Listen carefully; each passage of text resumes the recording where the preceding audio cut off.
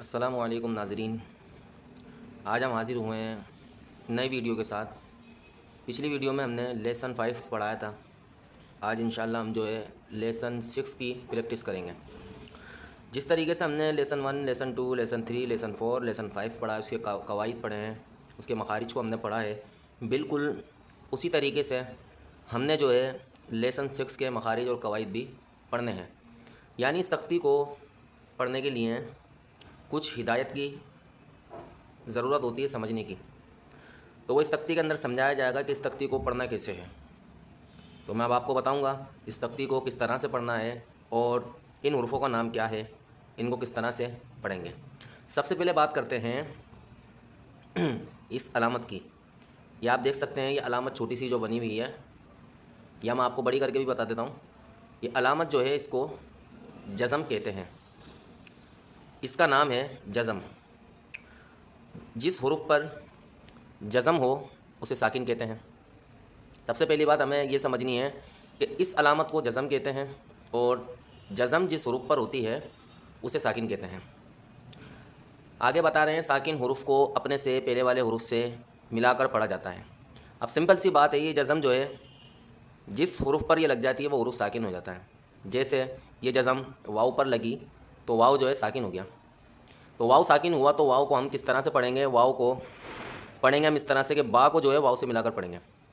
اسی طریقے سے یا پر جزم آ گئی تو یا کو ہم پڑھیں گے با کو یا سے ملا کر پڑھیں گے، ٹھیک ہے؟ تو اس طرح سے ساکن کو پڑھا جاتا ہے۔ ضروری نہیں ہے صرف واو کے اوپر جزم ہو یا صرف یا کے اوپر جزم ہو، جزم جو ہے کسی بھی حروف پر ہو سکتی ہے، اور جزم والے حروف کو پہلے والے حروف سے مل کر پڑھا جاتا ہے۔ یہ آپ دیکھ سکتے ہیں، یہاں پر بھی با سے ملا کے پڑھیں گے، یا تا سے ملا کے پڑھیں گے، یا ہا سے ملا کے پڑھیں گے، یا دال سے ملا کے پڑھیں گے، اور یہاں پر بھی ہم اسی طریقے سے پہلے والے حروف سے ملا کر پڑھیں گے۔ حروف مدہ جو ہوتے ہیں وہ ہوتے ہیں 3۔ حروف مدہ 3 ہیں۔ سب سے پہلی بات یہ سمجھ لیں، حروف مدہ 3 ہیں: الف مدہ، واو مدہ اور یا مدہ۔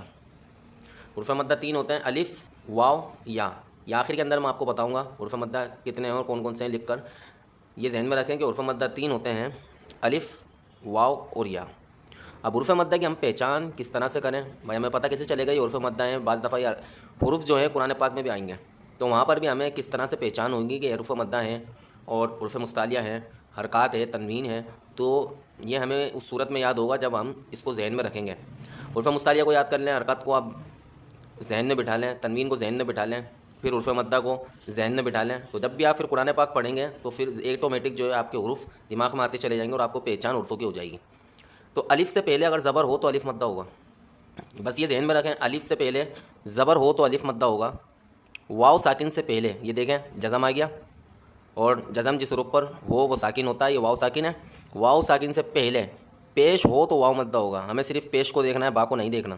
یہ پیش آ رہا ہے، واو ساکن سے پہلے پیش ہو تو واو مدہ ہوگا، اور یا ساکن سے پہلے زیر ہو تو یا مدہ ہوگا۔ الف سے پہلے زبر ہو تو الف مدہ ہوگا، یہ سب دیکھیں الف مدہ ہے، اور یہ واو مدہ ہیں سارے، اور یہ یا مدہ ہیں۔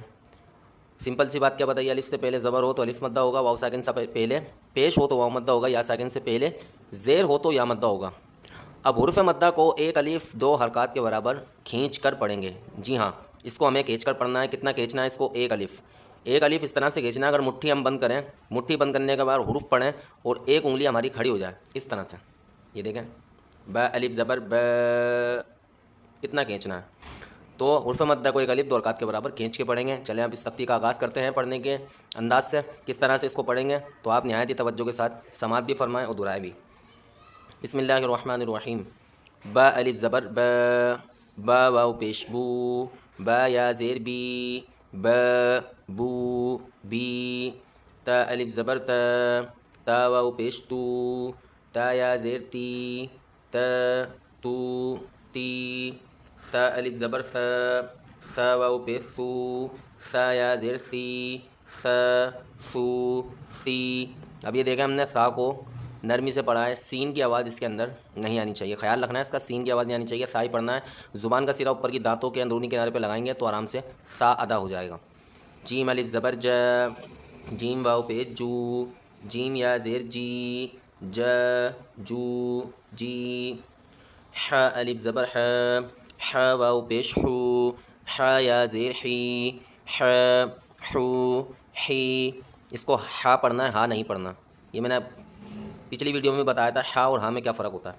خو الف زبر خو، خو واو پیش خو، خو یا زیر خی، خو خو خی. دال الف زبر د، دال واو پیش دو، دال یا زیر دی، د دو دی. اس کو اس طرح سے نہیں پڑھنا ہے، ذہن میں رکھیے گا. دا دو دی، دا دو دی نہیں، دا دو دی. تینوں کو الگ الگ پڑھنا ہے، ایک ساتھ ملا کر نہیں پڑھنا. جتنے بھی حروف ہیں اور خواہ کو موٹا پڑھنا ہے، عرف مستعلیہ میں سے ہے. اب یہ ذال آ گیا، جس طریقے سے ہم نے فا پڑھا ہے بالکل اسی طریقے سے ذال پڑھیں گے. ذا کی آواز اس میں نہیں آنی چاہیے. ذال الف زبر ذا، ذال واو پہ ذو، ذال یا زیر ذی، ذا ذو ذی. نرمی سے پڑھیں گے. را الف زبر را، را واو پیش رو، را یا زیر ری، را رو ری. را کو موٹا بھی پڑھنا ہے، میں نے بتایا تھا. را کے اوپر زبر ہو، پیش ہو، موٹا پڑھیں گے. را کے نیچے زیر ہو تو باریک پڑھیں گے. اب یہ زا آ گیا. زا میں ہمیشہ سختی کرنی ہے، میں نرمی سے اس کو نہیں پڑھنا. نرمی سے صرف 3 حروفوں کو پڑھنا ہے، زا سین صاد.